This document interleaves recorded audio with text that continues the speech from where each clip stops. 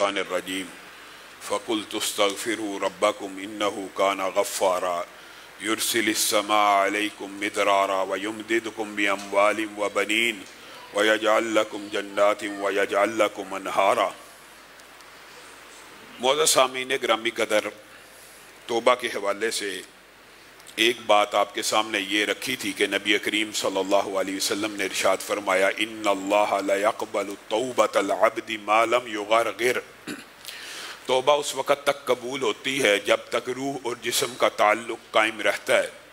इसी वजह से बाद रवायात तौबा के फ़ज़ाइल के एतबार से ये भी मिलती हैं कि जिब्रील अमीन जैसा जलीलुल क़दर पैगम्बर और रसूल जब फ़िरऔन ईमान ले के तौबा की तरफ जाने लगा तो उनके मुंह में मट्टी डालने लगे कि तौबा एक ऐसी चीज़ है जो तो अल्लाह हर एक की सुन लेता है, तो कहीं इसकी भी ना सुनी जाए। और इतना बड़ा जालिम है, इतना बड़ा खबीस इंसान है, तो अल्लाह रब्बुल इज़्ज़त ने वहाँ पे अपने कुलिये के बरखिलाफ का अल आन वक़द असैत, अब ईमान लेके आता है, अब तो आखिरी वक़्त आ गया, अब तो पर्दे उठने लगे, अब तो तेरी मौत की घड़ी आ गई, तेरी तौबा को और तेरे ईमान को अल्लाह रब्बुल इज़्ज़त कबूल नहीं करेगा। लेकिन अल्लाह रब्बुल इज़्ज़त तौबा को कई मर्तबा इतनी खूबसूरती और उम्दगी से कबूल करते हैं कि वो लोग जो चंद लम्हों पहले फासिक फाजिर होते हैं, जब तौबा कर लेते हैं अल्लाह ताला उनका जिक्र कलाम हमीद में नाजिल कर देते हैं। और बहुत से वाक़यात आपके सामने रख चुका हूँ। उन्हीं वाक़यात में से एक अज़ीमुश्शान वाक़या मरसद बिन अबी मरसद का है। वो मरसद जो कुछ लम्हे पहले, कुछ अरसा पहले नकबज़नी किया करते थे, डाका डाला करते थे, चोरी किया करते थे। रसूलुल्लाह सल्लल्लाहु अलैहि वसल्लम के पास आके तौबा ताइब होते हैं तो रसूलुल्लाह सल्लल्लाहु अलैहि वसल्लम उनको कहते हैं, हम आपसे काम वही लेंगे जो आप पहले किया करते थे। कहा चोरी और डकैती डालनी थी तो इस्लाम को कबूल क्यों किया? मफहूम ही है। तो रसूलुल्लाह सल्लल्लाहु अलैहि वसल्लम मुस्कुराना शुरू हो गए कि अब आप हमारे लिए चोरी किया करेंगे, हमारे लिए नकबज़नी किया करेंगे, यानी मुसलमान कैदियों को, मजबूरों को, मफलूकुल हालों को जो मक्का में फंसे में, उनको आज़ाद करवा के ले आइएगा। मरसद बिन अबी मरसद ये काम करते रहे और एक दिन मक्का में पहुंचे एक कैदी को छुड़वाने के लिए। उनका एक ख़ास अंदाज होगा, तौर अतवार चाल डाल होगी। उनकी चाल डाल को पहचाना एक औरत ने, अनाक नामी, और कहने लगी, मरसद मैंने तुझे पहचान लिया, आजा शब बसरी करें जैसे पहले किया करते थे। मरसद बिन अबी मरसद के दिल में इस औरत की मोहब्बत मौजूद थी, लेकिन उन्होंने उस आजमाइश के लम्हे में, मेरे भाइयों ये वो मतलूब है शरीयत के अंदर कि इंसान का दिल किसी गुनाह की तरफ माइल हो, लेकिन वो कफियत पैदा हो जाए कि जिस तरह यूसुफ ने कह दिया, जिस तरह हदीस में आता है कि 7 क़यामत के दिन जिनको अर्श का साया मिलना, उनमें से एक वो भी होगा कि जिसको हसब और नसब खूबसूरत हसीन जमील औरत दावत गुनाह देगी और वो क्या कहेगा, मैं अल्लाह से डरता हूँ। तो मरसद बिन नबी मरसद को जब ये दावत गुनाह मिली, कहने लगे, अनाक बात ये है, ये हाथ एक ऐसे नबी के हाथ में दे आया हूँ और तौबा ताइब हो गया हूँ जिसने मुझसे ये बैत ली है कि इस दीन के अंदर ना जना हो सकता है, ना गैर महरम औरत को छुआ जा सकता है। अली बत्ता अभी ये बात कर रहे हैं, उसने कहा कि मैं शोर मचा दूंगी तो पकड़ा जाएगा, और उसने शोर मचा दिया। और मरसद भी, ये लंबा चौड़ा वाक़या है, मरसद बिन अबी मरसद भाग गए, हत्ता के उनके ताक़ुब में 8 सवार आए, लेकिन अल्लाह रब्बुल इज़्ज़त ने उनको महफूज व मामून रखा, वो छुप गए और अल्लाह रब्बुल इज़्ज़त ने उनको बचा लिया। ये वापस मदीना पहुंचे। ये वो जो कुछ अरसा पहले डाकू थे, मुआद अल्लाह, तौहीन मकसूद नहीं है, नकबज़नी किया करते थे, रसूलुल्लाह की बारगाह में पेश होकर कहने लगे, अल्लाह के रसूल मुझे मोहब्बत है एक औरत से। किससे? अनाक से। अल्लाह के रसूल मैं उससे शादी करना चाहता हूँ, मैं उससे निकाह करना चाहता हूँ, पहले गुनाह किया करता था, आपकी शरीयत ने मना कर दिया। ये सारा वाकया हो गया, हाथ तक नहीं लगाया, नजर उठा के नहीं देखी, मैं उससे शादी करना चाहता हूँ। रसूलुल्लाह सल्लल्लाहु अलैहि वसल्लम खामोश हुए। कुछ अरसे के बाद, कुछ वक़्त के बाद अल्लाह ने आसमान से आयतें नाज़िल करना शुरू कर दी, अज़्ज़ानी ला यनकिहु इल्ला ज़ानिया।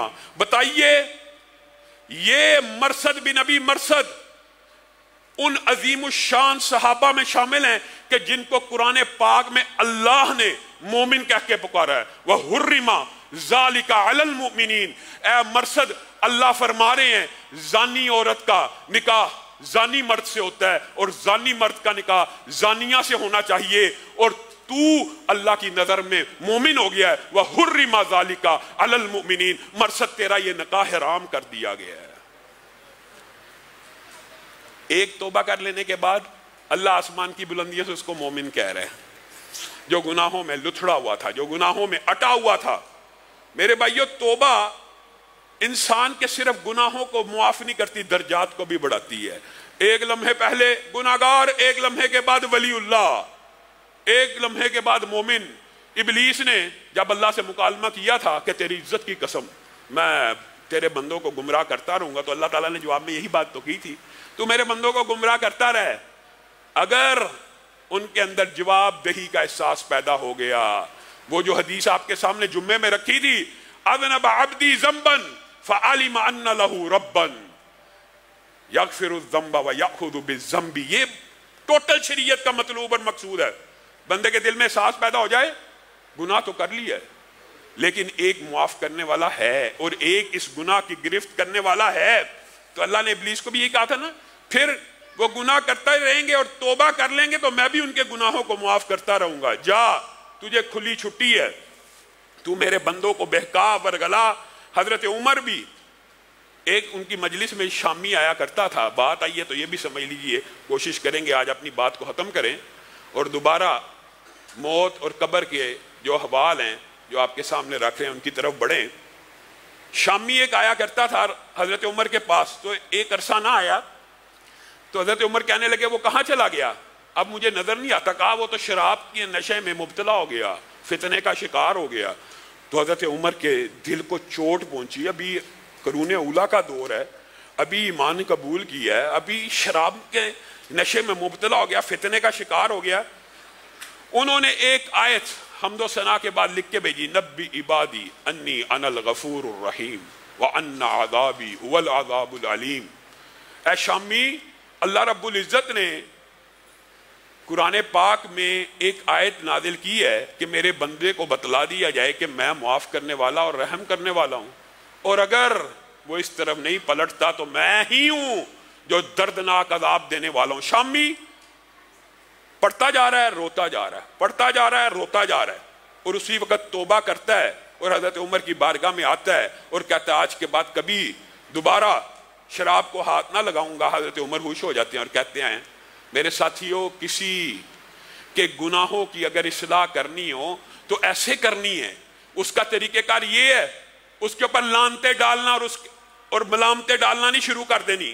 اس کے لیے ایک تو اللہ سے دعا کرنی, اللہ اس کی اصلاح کر دے اور اس کو اللہ تعالیٰ توبہ کی توفیق دے. یہ واقعہ بھی ضمنی طور پہ آیا تو سمجھ لیجیے. حضرت عمر ایک مرتبہ اپنے بیٹے کے ساتھ فجر کی نماز پڑھ کے جا رہے ہیں, تو عبداللہ ابن عمر چھوٹے تھے, ابھی ہے تو فقیہ تھے, کم عمری میں بھی آپ کو پتا ہے. حضرت عمر نے ان کو کہا تھا کاش تو جواب دے دیتا تو میرا سر فخر سے بلند ہو جاتا اگر تجھے پتا تھا. لمبا چوڑا وہ کھجور کے تنے کا جو واقعہ, تو یہ ابھی کم عمری میں حضرت عمر ان کو اپنے ساتھ نماز پڑھنے لایا کرتے تھے. نماز پڑھ کے جا رہے ہیں تو کہنے لگے بابا الحمدللہ دیکھیں ہم نے نماز پڑھی ہے مسجد میں, فلاں بھی نہیں آیا, فلاں بھی نہیں آیا, فلاں بھی نماز میں حاضر نہیں, فلاں بھی. مفہوم یہ ہے. حضرت عمر کو غصہ آ گیا, کہا اس سے بہتر تھا کہ تو گھر میں بیٹھا رہتا اور مسجد میں نہ آتا. لوگوں کے کیڑے نکالنا شروع ہو گیا. ان کے لیے دعا کر, ان کے لیے ہدایت کی. مراد یہ ہے کہ اگر کسی کو توبہ کی طرف مائل بھی کرنا ہے تو اس کو لعنت ملامت کرنے کی بجائے اس کو اللہ کے عذابوں سے ڈرا کر اللہ کی رحمت کی طرف متوجہ کیا جائے.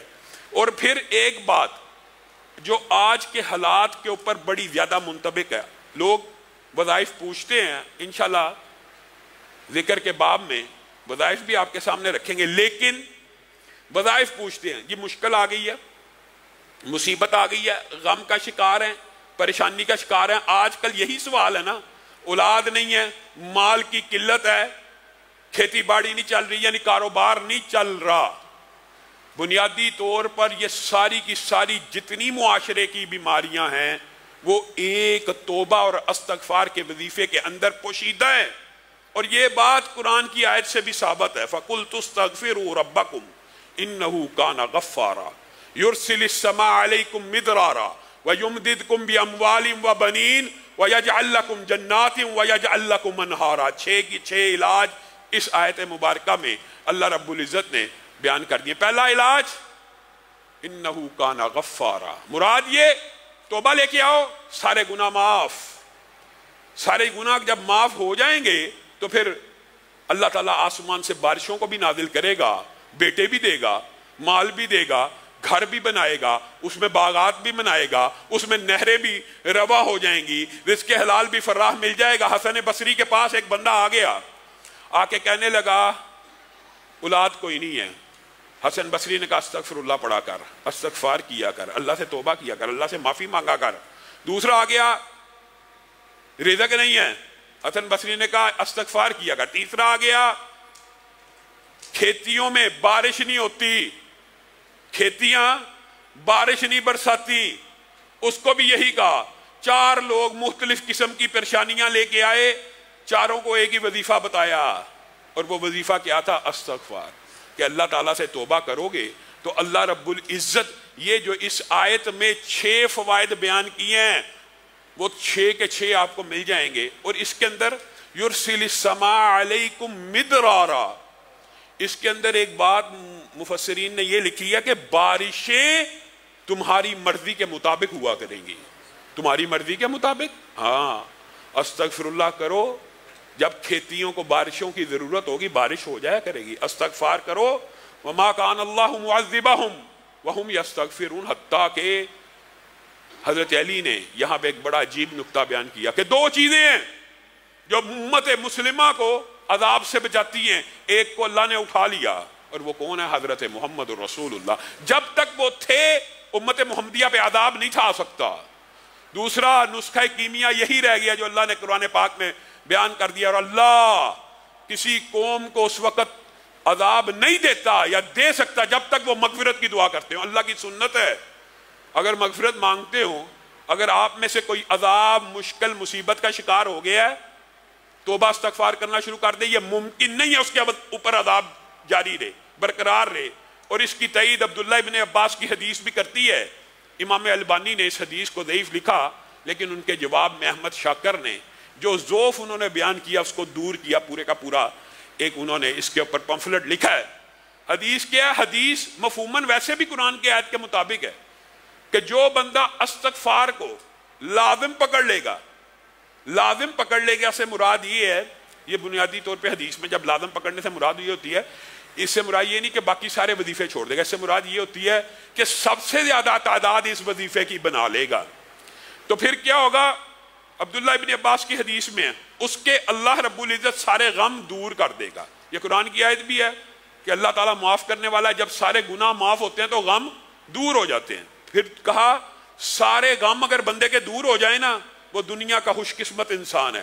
پھر دوسری بات اس حدیث میں اس کی ساری مشکلات ختم کر دے گا۔ کیا چاہیے؟ اور غم بھی دور ہو گئے، مشکلات بھی دور ہوگی، وَيَرْزُقْهُ مِنْ حَيْثُ لَا يَحْتَسِبُ، اور رزق وہاں سے دے گا جہاں سے وہ گمان نہیں کرتا۔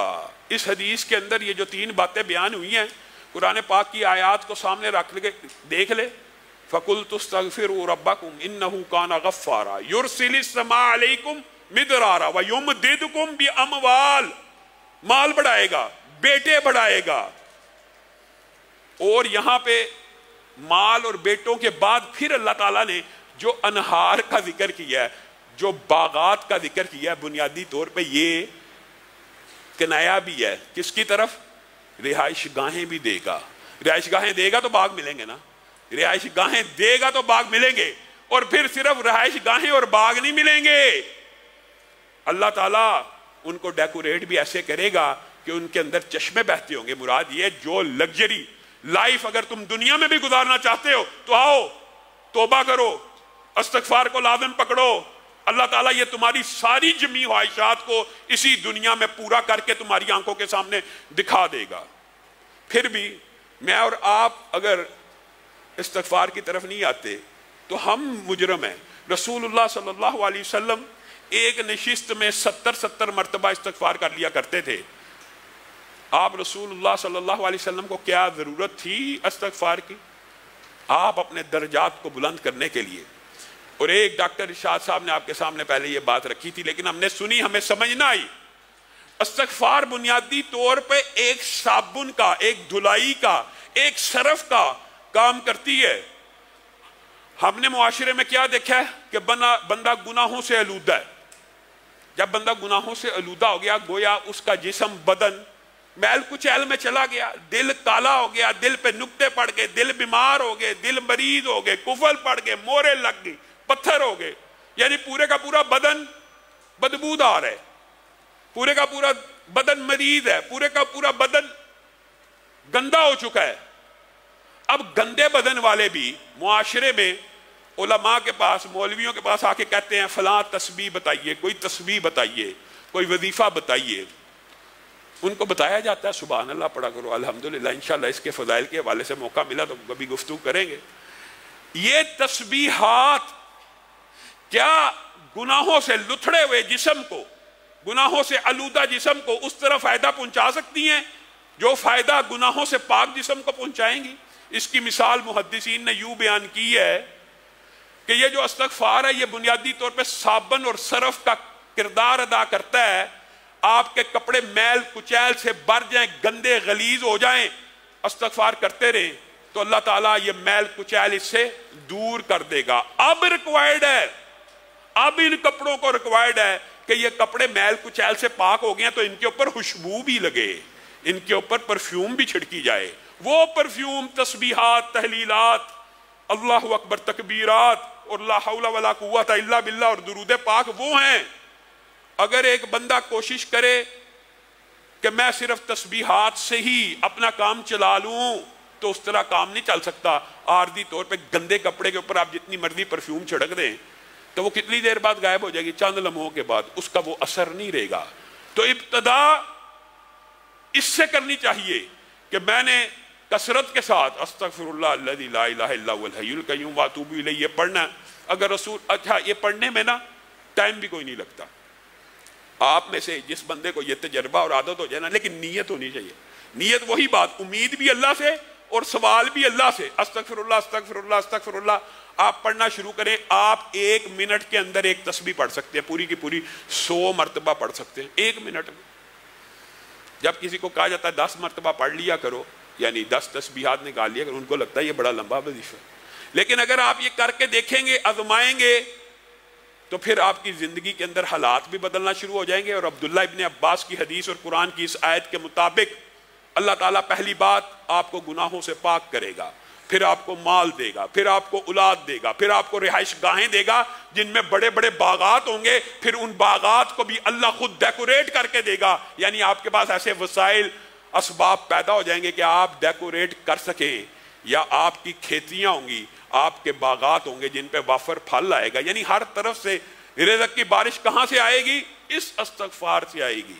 اور سید الاستغفار, سید الاستغفار ایک وظیفہ ایسا بھی اللہ رب العزت نے نبی کریم کے ذریعے ہمیں بتایا ہے کہ جو بندہ بھی 1 مرتبہ صبح, صرف 1 مرتبہ, 10 20 100 دفعہ, 1 مرتبہ شام کو پڑھ لے تو اللہ تعالیٰ نہ صرف اس کو گناہوں سے پاک کر دیتے ہیں بلکہ جنت الفردوس میں داخل کر دیتے ہیں. آپ اور میں یاد تو کرتے نہیں, سب جائیں بخاری شریف اٹھائیں, سید الاستغفار دیکھیں کیا کہاں لکھا ہے, پڑھیں.